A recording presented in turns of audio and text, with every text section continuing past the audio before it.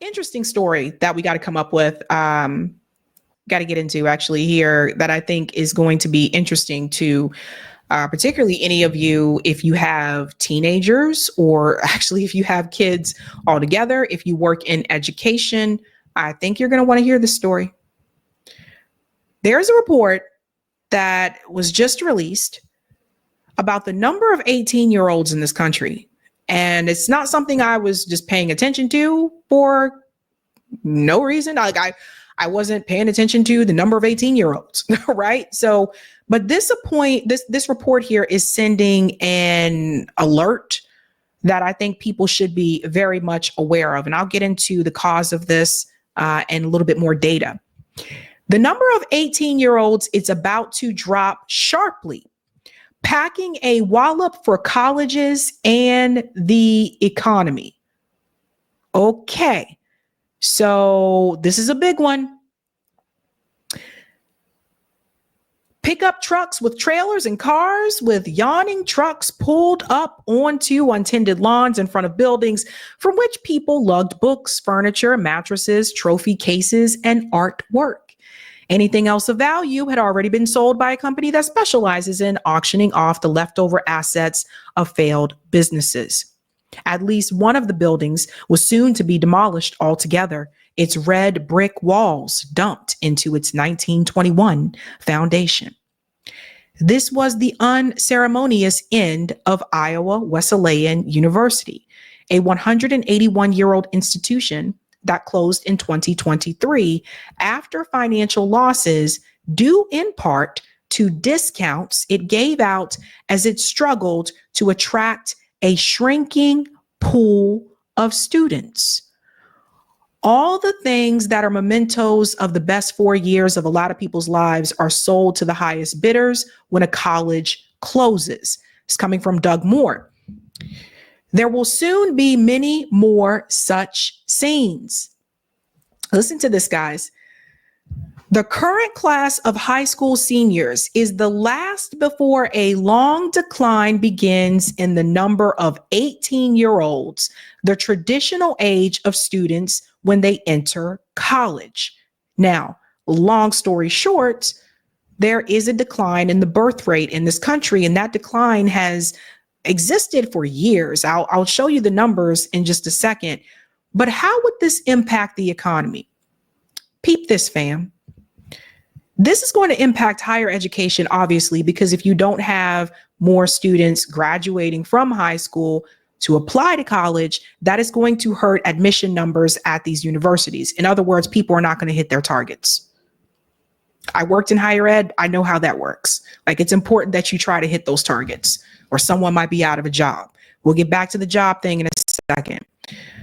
Teachers may also be impacted when we look at K through 12, because if we are having that decline in the child birth rate, that means that class sizes will be reduced. They'll get smaller and smaller. And it could get so small to the point where the administration could say, you have 15 students in your class. It would be cheaper for the school to combine your class with another teacher's class and lay you off. And I want to remind you guys that some states do not allow teachers to unionize or to walk out. So keep that in mind. So that can affect jobs for teachers, K through 12, and all the other administrators that work at these institutions as well. Not just teachers, but secretaries, administrative assistants, etc.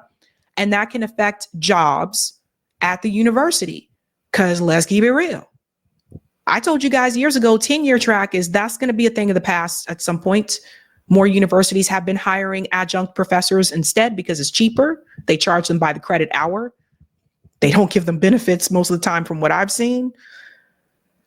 But the reality is at the universities, if you don't have a certain number of students enrolled in your class, the class is canceled. It's happened to me. There have been times when I registered for a class and there weren't enough students who signed up for the class, so the class was canceled. That means less credits that said professor is teaching, which also means less pay. Let's go on a little bit more here. This so-called demographic cliff has been predicted ever since Americans started having fewer babies at the advent of the Great Recession around the end of 2007, a falling birth rate that has not recovered since, except for a slight blip after the pandemic. What happened in 2007? Some of you remember the housing crisis? So obviously during that time, not as many people were trying to have babies because they were trying to worry about keeping their job. They didn't know if they were going to pay their rent. People lost their homes. You see, sometimes the ghosts of the past come back. And I've been saying this for quite some time, that housing crisis is still kind of with us. It's like, it's not here, but I feel like the remnants are still there. Meaning we're still seeing the effects of that housing crisis, the subprime mortgage crisis. We're still seeing it. So this never really did go away. Yes, the economy improved, but now we're starting to see where this is heading, right? Demographers say it will finally arrive in the fall of this year, 2025. That's when recruiting offices will begin to confront the long anticipated drop off in the number of applicants from among the next class of high school seniors. Listen to this. The downturn isn't just a problem for universities and colleges. It is a looming crisis for the economy, with fewer graduates eventually coming through the pipeline to fill jobs that require college educations, even as international rivals increase the proportions of their populations with degrees. Why do you guys think Bill Gates is pushing AI to take over teaching, to take over medicine? We covered this story where Bill Gates said in 10 years, AI will be your teachers. AI will be your doctors. They have been anticipating this population decline for quite some time. It started in 2007, where people said, I can't afford this, I'm not having kids. So as much as sometimes the talking heads like to make it seem like Gen Z, all of a sudden, like people just woke up one day recently and decided they're not going to have kids because they want avocado toast. No, people started making this decision in 2007 during the housing crisis. The impact of this is economic decline. This is coming from Jeff Stroll, director of Georgetown University Center on Education and the Workforce. As fresh data emerges, the outlook is getting only worse. An analysis by higher education consulting firm Ruffalo Noel Levitz, using the latest available census figures, now projects another drop in the number of 18-year-olds beginning in 2033.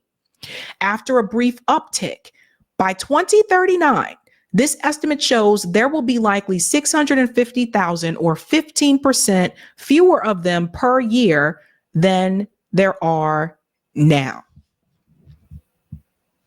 If you're just joining this alarm, the number of 18-year-olds is about to drop sharply. This is going to be a problem for colleges and for the economy. Now let's look at the data. Let's pull it up. Pull up to my bumper, baby, in a big fat limousine. Okay, let's look at the dates here, ladies and gents, and you can see the decline here. So let's start here with 2000. In 2000, you can see 14.40, right? So we're looking at the birth rate. A little bit of a dip here, 14.10 in 2001 to 2002. Increase in 2003, 14.10, and pretty steady there, right? There's a bump here in 2006, and then we get to 2007, and you will see 14.30. Then the housing crisis happens, and that's when everything goes downhill from there. And you will see when you look at these numbers and you compare them to the numbers in the 1960s, in the 1970s, you just don't see the same type of birth rate happening throughout the country. It's just, there's nothing else like it. So it continues to decline. 08, 14, 09, 13.50. 2010, 13, 2011, 12.70, 2012, 12.60, 2013, 12.40. I told you they've been anticipating this for a while. 2014, 12.50, a little bit of a bump, then goes back down in 2015. And then I think where it gets the lowest of the low before the drop off, right about here in 2018, 11.6. 11.60, 11.40, 2019, 2020, 10.90. Again, the pandemic, right?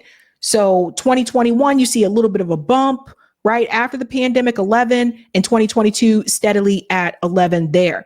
But if you notice, if you look back in the 1960s, 18.40, 1970, 18.40, Jesus Christ. I mean, if you go back to 1961, 23.30, there is nothing like those numbers as you get into the 2000s. Notice how it goes down, it decreases, and it continues to decrease. It doesn't change. It's not significant. So it just goes to show you the number of people, the number of babies that people had in the 60s and even the 70s, and you compare that to now. A lot of this goes back to economics. That's part of it. A lot of people just can't afford it.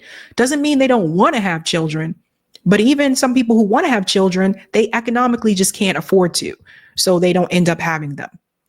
That's one part. The other part, and this is something I think some people don't want to reckon with, but I said it before, incarceration. Incarceration is a big part of this. We go back to the war on drugs, right? So if the men are taken away and they're put into prison, so obviously that's going to have an impact there as well. So this is gonna be a problem, and I'm sounding the alarm about this right now.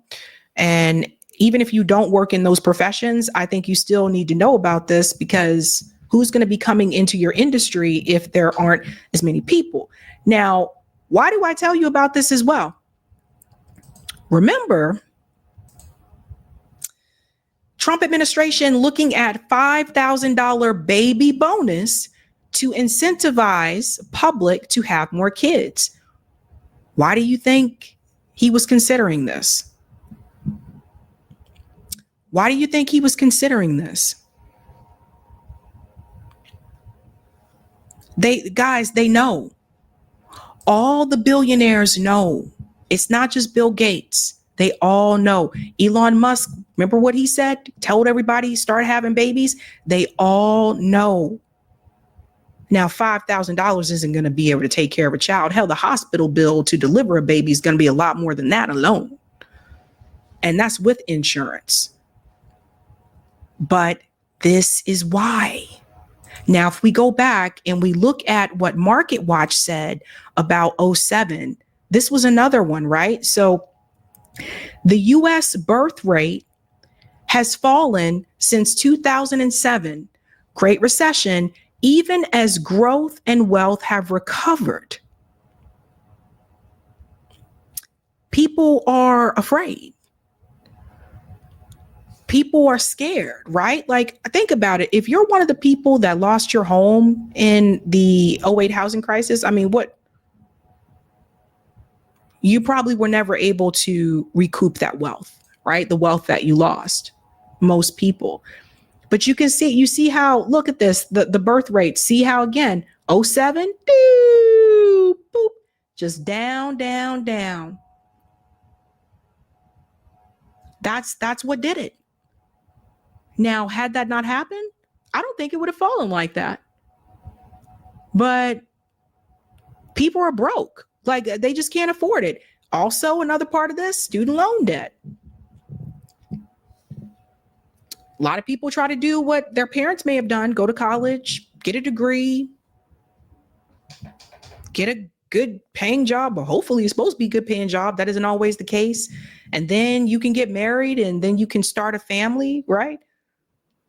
That's what's supposed to happen, but that hasn't been happening for a lot of people, And then of course, there's also, the reality is, yes, there is abortion as well, but abortions didn't start in 2007.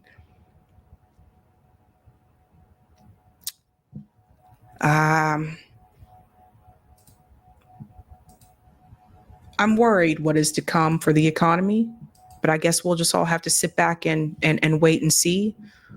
But yeah, everybody needs to pay attention to what's going on. And at this point, I don't know what to tell people to do. I feel like no matter what field that you go into, it's just not safe. I can't sit up here and tell you go to college and become a teacher or become a doctor. I honestly can't tell you that because I don't even know. I don't know if those fields are not going to be replaced by AI in the future. I think this is when people are going to need community the most. Hey guys, this was a Sabby clip. If you like what you saw, hit that like button and subscribe.